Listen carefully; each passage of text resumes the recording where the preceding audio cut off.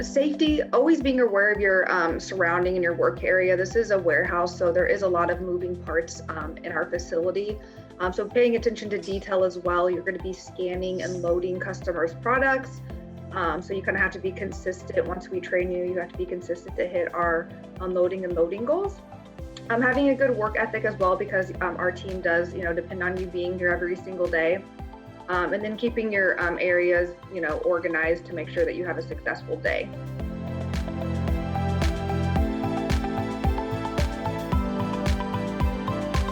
For the most part, the high school diploma or GED is a requirement because there's a lot of reading that goes into the assemblies. And again, it goes back to read the tape measure, so all of that stuff that comes in hand with it. But there's some positions we have employees here that require post-secondary education, when you have to have a college degree, at least associate's degree for some of the engineer technicians there, and the bachelor's and master's degree, depending upon what type of job that you have. And so the college education comes into play for our engineering, our accountants, manager level, supervisor level positions here. And so any post-secondary education an employee has coming into E1, it only enhances their ability not only to learn what we do here, but also help them for future promotable positions there.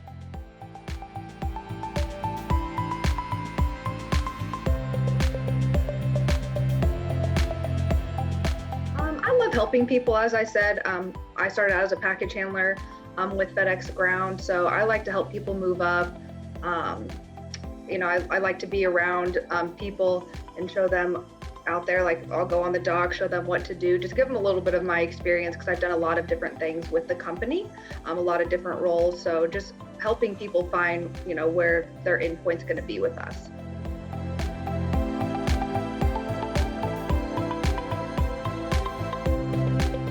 I would tell the student is research what we do, okay, understand the products that we build and things that we do.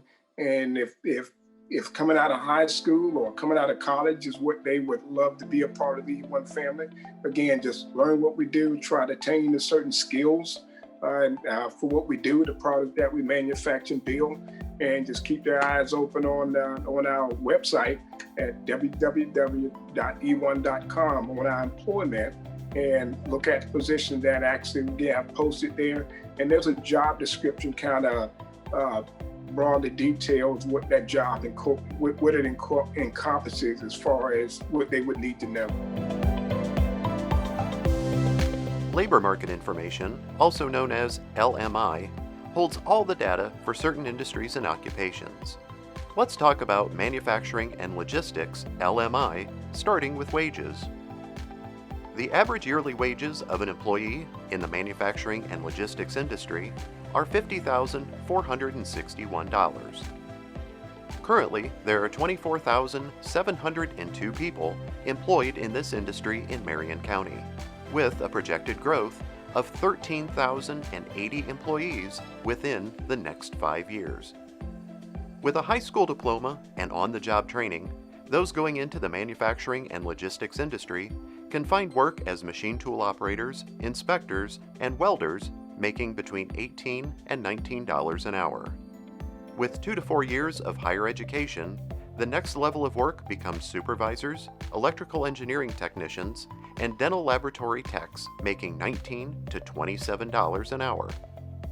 With 4+ years of higher education and experience, job opportunities such as operations managers, aerospace engineers, and electronics engineers making $41 to $46 an hour become possible.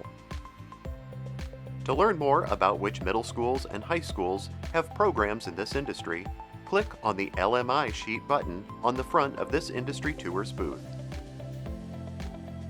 Thank you to this year's 2021 Youth Career Expo sponsors. We hope you enjoy the rest of the expo.